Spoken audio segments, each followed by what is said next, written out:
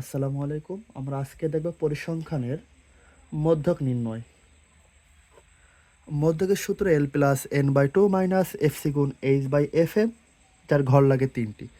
শ্রেণীব্যাপ্তি গণসংখ্যা ও ক্রমযোজিত গণসংখ্যা। আমি আবারও বলি, মধ্যকের সূত্র L+N/2 - FC গুণ H/FM, মধ্যে ঘর লাগে 3টি, শ্রেণীব্যাপ্তি গণসংখ্যা ও ক্রমযোজিত গণসংখ্যা। শ্রেণীব্যাপ্তি কখনো 5, কখনো 7, কখনো বা 10 থাকে। আমরা 10 নিয়ে যদি করি, শ্রেণীব্যাপ্তি 21 থেকে 30, 31 থেকে 40, 41 থেকে 50, 51 থেকে 60, 61 থেকে 70, 71 থেকে 80।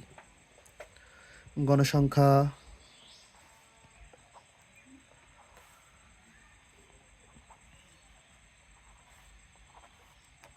আচ্ছা, আমাদের প্রত্যেক প্রশ্নে শ্রেণীব্যাপ্তির গণসংখ্যা দেওয়া থাকবেই।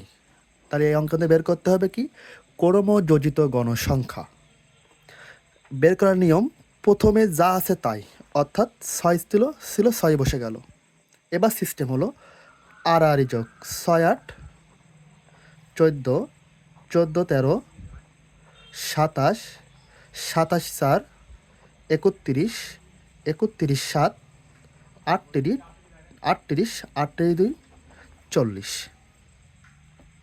আমি আবারও বলি, ক্রমযোজিত গণসংখ্যা বের করার নিয়ম হলো, প্রথম যা ছিল তাই, তাহলে 6 ছিল 6, আড়াআড়ি যোগ গণসংখ্যার সাথে যোগ 6 8, 14, 14 13, 27, 27 4, 31, 31 7, 38, 38 38 2, 40। তাই আমরা জানি, সরাসরি আমরা জানি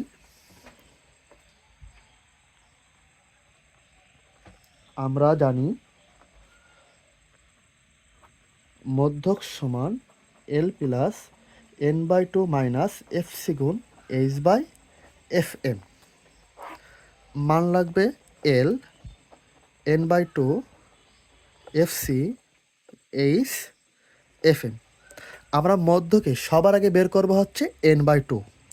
যদি আমরা N/2 বের করতে পারি, তাহলে L, FC, FM খুবই সহজ বের করা।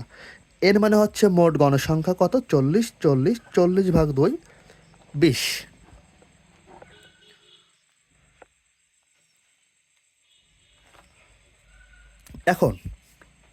এখন দেখার বিষয় হচ্ছে, এই 20, আমরা যে N/2 20 পাইছি, এই 20টা ক্রমের ভিতরে কোথায় আছে?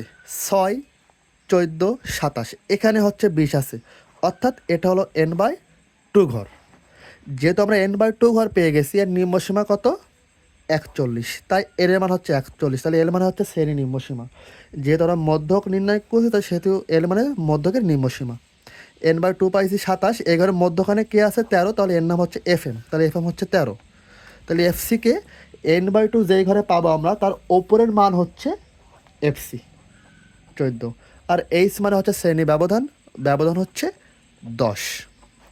আমাদের টোটাল মান বের করা শেষ। এল এর মান 41, 41, N/2 20, 20, FC পাইছি 14, গুণ ব্যবধান 10, FM হচ্ছে 13।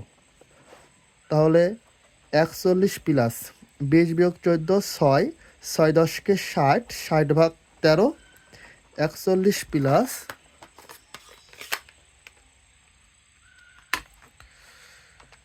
60 ভাগ 13, 4.62, 4.62 যোগ হচ্ছে 41, 45.62। এটাই হচ্ছে অ্যান্সার। এতটুকুই ছিল আমাদের মধ্যক।